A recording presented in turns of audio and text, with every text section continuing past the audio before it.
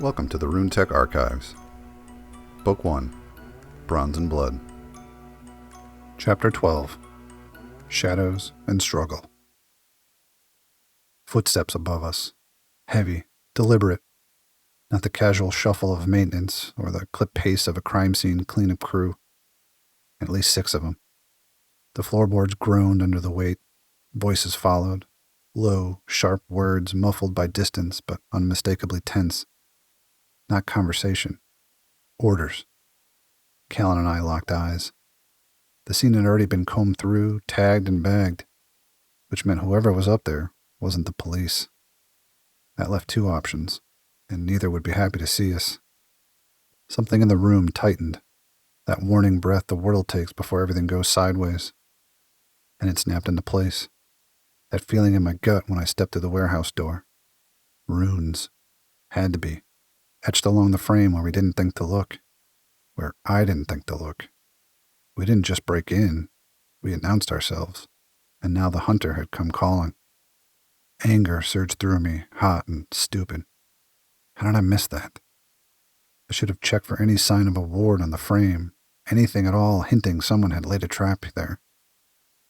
Callen reached for a sidearm, slow and silent, eyes fixed on the ceiling like he could see through it. We didn't speak. We didn't need to. The trap was set. And now, a curtain was rising. Callen pressed a finger to his lips, then pointed toward the stairs. He clicked off his flashlight, plunging us into the dark so thick it felt alive. The air carried a faint buzz, residual ether, restless and unsettled. As we crept forward, our boots scruffed across the bare stone floor, slick with condensation. The chill soaked through the soles, a reminder that we were below sea level. When we passed the lectern, I grabbed the book and slid it into my coat pocket. The leather was cracked and warm. The sigil embossed on its cover pulsed once beneath my fingers, faint but deliberate. I pulled my hand away. I'd have time to study it later, if there was a later. Footsteps shifted above once more, slow and deliberate. Voices murmured just out of reach, their words warped by the storm. Wind hollowed through the cracked windows, carrying the smell of rain and ozone. Overhead, the roof shuddered beneath the weight of it. The old building groaned but held. It had survived the flood. It could survive this. When we got to the steps, Callen stopped. He unclipped his badge, the metal catching a ghost of light, and glanced back at me. We shared a look that said everything. No backup. No guarantees. Just the 2 of us, and whatever waited above. He started up the steps, slow and steady. The cacophony of rain on the metal roof covering our footsteps. At the top, he paused. One last breath before the storm broke. Then he moved. "Portland PD." His voice cracked like thunder. "Hands where I can see them." He moved like a man walking into gunfire. Weapon forward, badge lifted in his offhand like a medieval shield. A symbol of law in a place long past caring. The figures froze. 6 of them, cloaked and hooded. Faces swallowed by shadow. Stormlight from the broken skylight streaked across their robes in slashes of silver, turning them into silhouettes carved out of the dark itself. Definitely not Crimson Syndicate muscle. Too still. Too quiet. Too wrong. Which only meant one thing. Ascendant tides. The cult people whispered about when they thought the ocean was listening. The moment stretched thin. Then lightning split the sky, flooding the room in white. The flash caught on Callen's badge, a defiant flare against the gloom. And that's when I felt it. A whisper slid along the back of my skull, warped. Not a voice or a thought, just pressure. Like something moving through a mile of black water. I stiffened. In that instant, the light grazed one of the figure's faces beneath the hood. A glimpse, no longer than a blink, but enough. Flesh uneven, human only in outline, skin glistening like something pulled from deep water. A mouth that wasn't a mouth, and eyes that belonged to nothing born on land. Then darkness crashed back in with the thunder, erasing it. I wasn't sure I'd actually seen it, or if the storm had painted a nightmare on my eyes. But I knew one thing. It looked back. And then Just you, officer? The voice was smooth, cold, and distorted, the kind that carried the air without touching it. They hadn't seen me. I stayed low on the stairs, close to the banister. The wood was slick beneath my palm, vibrating faintly, ether static. You're trespassing in an active crime scene, Callen said, his voice steady. Leave now, and I won't pursue. Silence followed. Not empty. Listening. A second voice slipped through it, quieter, like it came from somewhere else in the dark. You shouldn't come alone. Callen shifted his stance, the beam of his flashlight cutting through the dust. Last warning. The first voice laughed, softly, a sound that didn't belong to lungs. Warren? No, officer. You misunderstand. It tilted its head toward the door behind us, though I couldn't tell how I knew which way. We are the ones answering your call.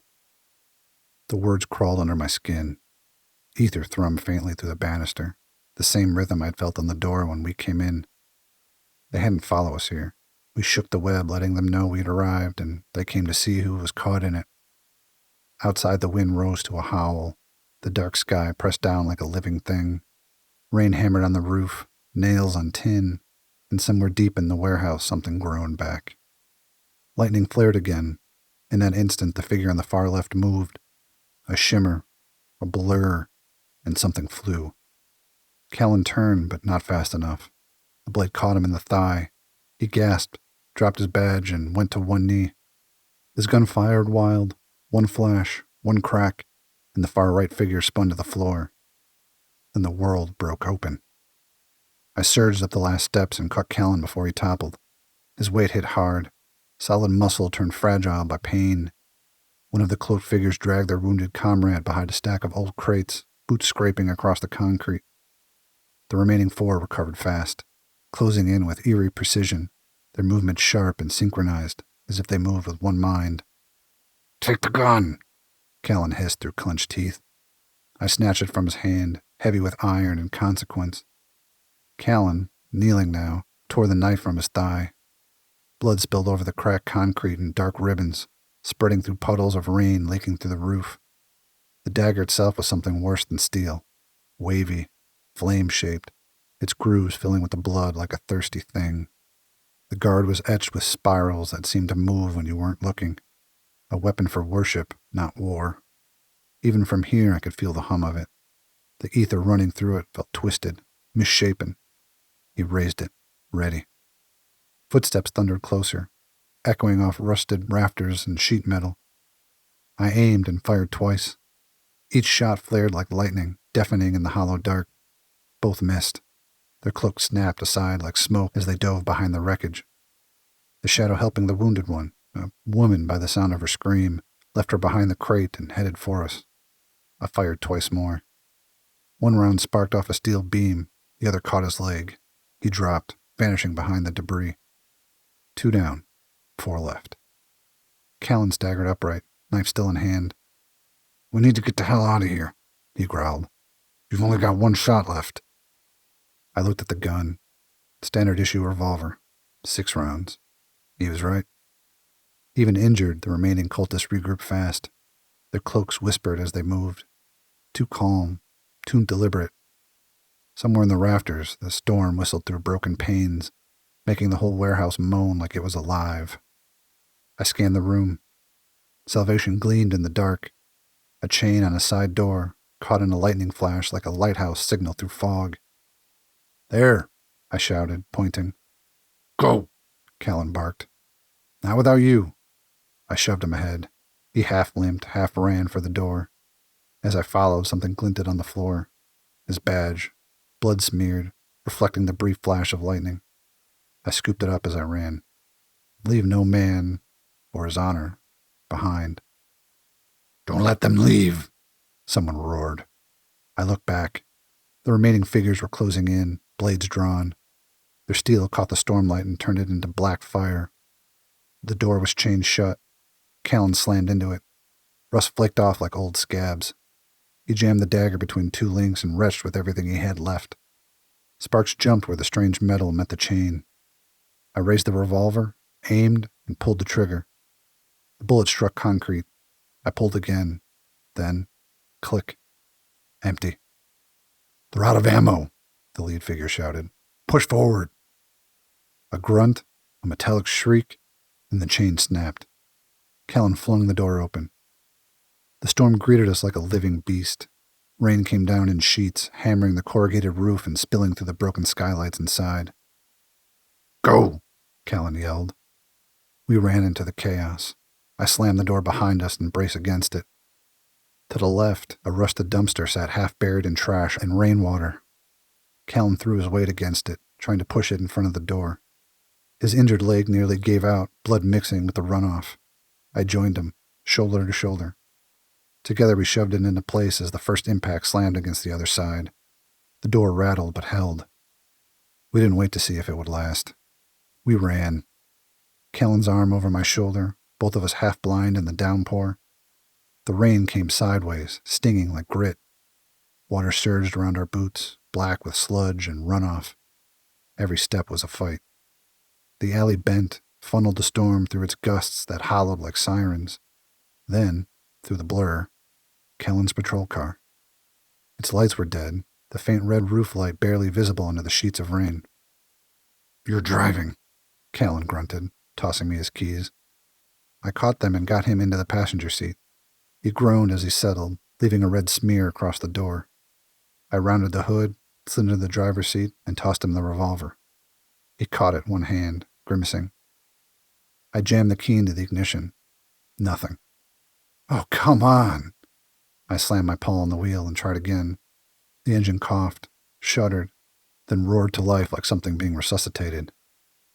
"Thank you," I muttered to the machine. I threw it into drive. The tires screamed against the wet pavement, fishtailing before they caught. We shot down the flooding street, the city streaking by in fractured reflections. In the rear view, 3 cloaked figures spilled out of the warehouse. The crime scene tape snapped in the wind like a banner of warning. For a heartbeat, one of them looked straight at us. A faint glow pulsed beneath the hood. Not light, but something colder. We'd made it. For now. Rain lashed the windshield. The wipers scraped uselessly, smearing mud and water. Neon signs flickered through the haze, their colors bleeding into the storm. A half-flooded intersection flashed red, then black again. The whole city seemed to breathe with the storm, heavy, ragged, alive. I glanced at Callen. His pant leg was soaked red, his hand pressed tight to the wound. His jaw was locked. Eyes fixed on the road ahead like sheer will could keep him conscious. I hadn't realized how bad it was. The smell of blood cut through the wet air, sharp, metallic, real. "We need to get you to a hospital," I said. He didn't answer. We made it out of the heart of the storm. The wipers finally caught up with the rain, clearing the glass just enough to make out the street signs through the smear of water and city grime. We were only a few blocks from the hospital. Small miracles. I hadn't planned on going back to St. Vincent so soon, but the world never cared about my plans. It had its own. I just hoped this visit didn't involve Dr. Voss. Callen was in bad shape, but he'd make it. He had to. The wind still howled, but at least it had stopped trying to roll the car. I pushed the iron beast as hard as she'd go. We passed only a handful of other cars, ghosts in the downpour, faces hidden behind fog glass. Headlights flickered past, their glow warped and sickly, that ever-present ether green bleeding into the mist. Everyone else had the sense to hunker down and let the world rage. Thunder chased us from behind, a growl rolling over the rooftops, reminding us it wasn't done yet. Finally, the hospital appeared through the storm, a pale monolith behind curtains of rain. I didn't ease up on the gas until the last second. I slammed the brakes, tires screaming against the wet pavement. The cruiser fishtailed, caught the curb, and stopped with a jolt hard enough to rattle my teeth. "We're here, Callen," I shouted, hoping to keep him conscious. "I'm going to need your help getting you in, buddy."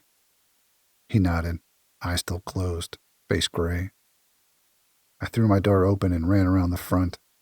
He already had his open, stubborn to the last. I got his arm over my shoulder and hauled him out. He felt heavier than he should have, waterlogged. Together we stumbled up the slick steps. Twice his bad leg slipped, each time drawing a pained grunt that twisted something deep in my gut. We made it to the top. I shoved the door open. "I need a doctor over here," my voice crackled across the lobby. "Officer down." For a heartbeat, everything froze. The lobby's light wasn't bright anymore. Nothing was. Faces turned toward me, pale and spectral under the haze. Then movement.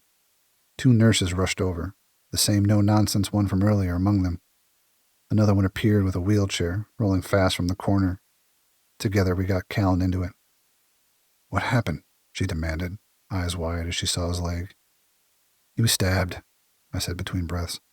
"Lost a lot of blood." They didn't waste time. Orders snapped through the air, echoing off tiled walls that glowed faintly from embedded runes, part of the hospital's emergency grid. The smell of disinfectant mingled with ozone, sharp enough to sting. "Is he going to be okay?" I called after them as they hurried down the corridor. No answer. Just the hum of the lights and the echo of boots fading into shadow. A thin line of blood marked their path, bright at first, then darker, disappearing into the pale, ghostly glow. The lights flickered once, a quick stutter. Not unusual, but the sound that came with it was a faint ripple, like static trying to form words before dying on the line. Too soft to catch, too wrong to ignore. I stayed where I was, breathing slow, trying to shake off the prickle running down my spine. The lobby's pale light painted everything the same shade of sickly emerald. Hands, coat, floor. Under it, blood turned black. My reflection in the glass doors looked the same way, colorless, hollow. Somewhere in the buzzing of the ether grid, something whispered again, just the barest brush of sound, like water moving under floorboards. I told myself it was just the lights. I followed the blood trail to the threshold, the air outside sharp with rain and metallic tang. Guilt hit me like a hammer. Callen was hurt because of me, because I pulled him into this mess. His blood was on my hands, literally, seeping into the lines of my palms, drying there. First JR, now him. Always someone else paying the bill for my mistakes. I was the common thread. The storm everyone else got caught in. The rain outside had eased to a drizzle, but it didn't matter. Inside it was still pouring. There's nothing more I could do here. So I left. Outside, the world was heavy and slick. Water pooled in the cracks, glowing faintly from the bit of late afternoon sun that peeked through the clouds. I followed the trail back to the car, still half on the curb, engine idling. A dark pool had formed beneath the open passenger door. I winced and shut it hard. Water and blood mixed in the gutter, swirling together as they slid down toward the nearest drain, the city swallowing it whole. I climbed in behind the wheel, shut the door, and killed the engine. The quiet hit hard. Exhaustion settled over me like a wet blanket. Every muscle ached, every thought burned. For a moment, I considered driving straight to the precinct, turning myself in, letting it all crash down. At least in holding, I could get some sleep. Outside, the storm had drifted east, leaving the city washed clean but bruised. The clouds broke apart, bleeding purple and gold where the sun struggled through, painting Mount Hood amber looming in the distance. The horizon burned dim and dirty, half hidden behind the skyline. Street lamps flickered on one by one, their ether cores humming to life in uneven rhythm. The city was quiet except for the steady dripping of rainwater from the rooftops, a slow, hollow cadence that sounded almost human. It felt like the sun wasn't just setting on the city. It was setting on me, too. Thanks for listening to the Runetech Archives. This has been a narrated preview of Bronze and Blood, the first book, which is out now. You've just heard the first half of the story. The full book is available on Amazon in ebook, paperback, and Kindle Unlimited. If you want updates on the series and what's coming next, you can follow along on social media or check out the website. I really appreciate you taking the time to step into this world with me. And don't worry, Fade's story isn't over. I'll see you in the next one.